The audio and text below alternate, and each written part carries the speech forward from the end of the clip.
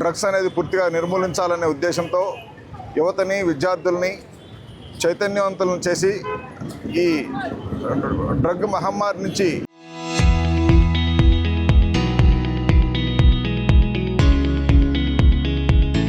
వాళ్ళని కాపాడాలి, వాళ్ళని చైతన్యవంతులను చేసి దాని బారిన ఎవరూ పడకుండా ఉండాలనే ఉద్దేశంతో వాళ్ళని మేలుకొల్పాలనే ఉద్దేశంతో దండి 2.0 పేరుతోటి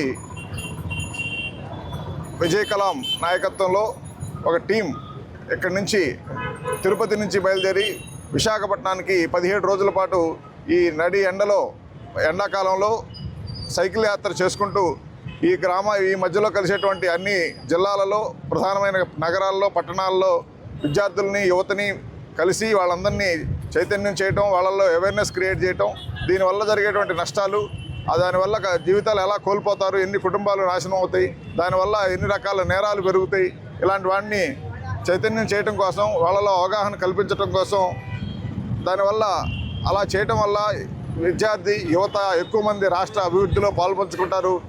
ముందు రాష్ట్ర అభివృద్ధికి, దేశ అభివృద్ధికి పాల్గొంటారు.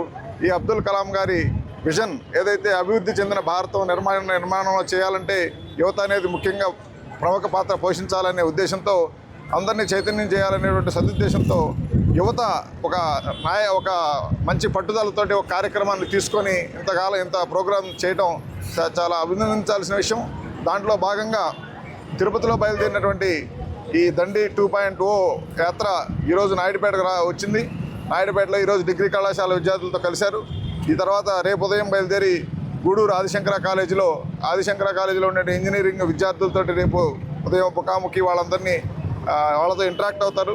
ఈ రకంగా అన్ని నగరాలు, పట్టణాలు దారిలో ఉండే ఇంజనీరింగ్ కాలేజీ విద్యార్థుల్ని అందరినీ కలిసి వాళ్ళందరినీ చైతన్యం చేయటం, దీని పట్ల అవగాహన కలిగించడం, దీనివల్ల జరిగే నష్టాలని అందరికీ మాస్ అవుట్ రీచ్ అనేటువంటి మంచి ప్రోగ్రామ్ని తీసుకోవడం చాలా గొప్ప విషయం. దీన్ని ఆదర్శంగా తీసుకొని ఇక్కడ చదువుకున్న వాళ్ళు, చదువు మానేసిన వాళ్ళు, ఉద్యోగులు, నిరుద్యోగులు ఎవరు ఎలాంటి మత్తు పదార్థాలకి లోను కాకుండా, బానిస కాకుండా ఉండాలి, వాటిని కంట్రోల్ చేసుకొని మంచి ఉద్దేశంతో, మంచి అలవాట్లతోటి మంచి భారతాన్ని నిర్మించడానికి ప్రతి ఒక్కరూ కృషి చేయాలి. ఇది ఇలా చేయటం అనేది ఇలా మంచి ఒక స్వాతంత్ర ఉద్యమ స్ఫూర్తితో, అలాంటి మంచి ఒక లక్ష్యాన్ని పెట్టుకొని ఆ లక్ష్యంలో ఒక ప్రజలను కలిసే ఉద్దేశం చేయటం చాలా గొప్ప విషయం. దీనికి సంబంధించిన విజయ్ కలాం టీంని అభినందించడం జరుగుతుంది. ఇది పోలీసులకు సంబంధించినటువంటి సబ్జెక్ట్. దీనివల్ల నేరాలు పెరుగుతుంటే దాన్ని తగ్గించాలనేటువంటి దానికి పోలీసులు సహాయకారంగా ఉంటుంది. కాబట్టి పోలీసులు కూడా మేము ఆ డిపార్ట్మెంట్ ఈగల్ అనే సంస్థ ద్వారా డ్రగ్ నిర్మూలన కోసం చాలా పోరాటం చేస్తున్నాం. నిన్నే 1,25,000 మందితో తిరుపతి జిల్లాలో ఉండేటువంటి అందరూ విద్యార్థులతోటి ఆ ప్రోగ్రాం ఒక వీడియో ప్రోగ్రాం జరపడం జరిగింది. దాంట్లో ఈ ప్రోగ్రాం స్టార్ట్ చేశారు. ఇది అందరూ దీన్ని అర్థం చేసుకొని అవగాహన కల్పించుకొని, ఎవరు తల్లిదండ్రులు కానీ, టీచర్లు కానీ, పెద్దవాళ్ళందరూ ఎవరైతే ఇలాంటి డ్రగ్ మహమ్మారిని బారిన పడుతున్నారో వాళ్ళని కాపాడుకోవాలి, వాళ్ళందరినీ చైతన్యం చేయాలి. ఆ ఉద్దేశాన్ని, ఈ మెసేజ్ని అందరూ తీసుకోవాలని కోరుతున్నాను. వైబ్రెంట్స్ ఆఫ్ కలాం ఆర్గనైజేషన్ వ్యవస్థాపకుడిని,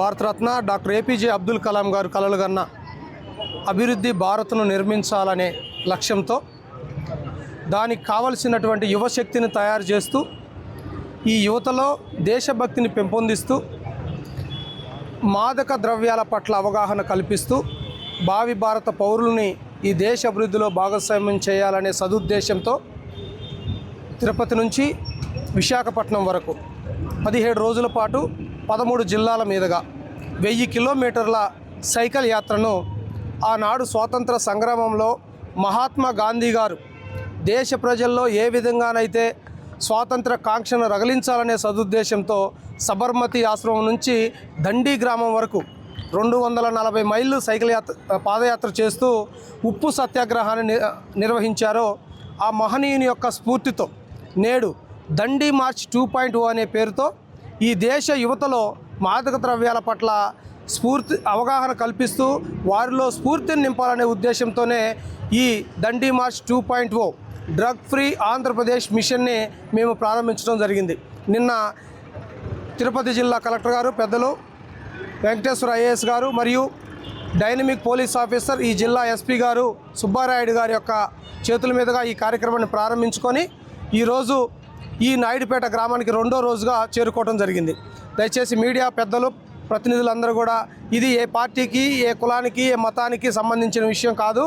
దేశభక్తితో యువతలో స్ఫూర్తిని నింపాలనే కార్యక్రమంగానే దీన్ని నిర్వహిస్తున్నాము. దయచేసి మీ సహాయ సహకారాలు అందిస్తూ దీన్ని ఎక్కువ మందికి చేరవేయాలిగా మనస్ఫూర్తిగా మిమ్మల్ని కోరుతున్నాం.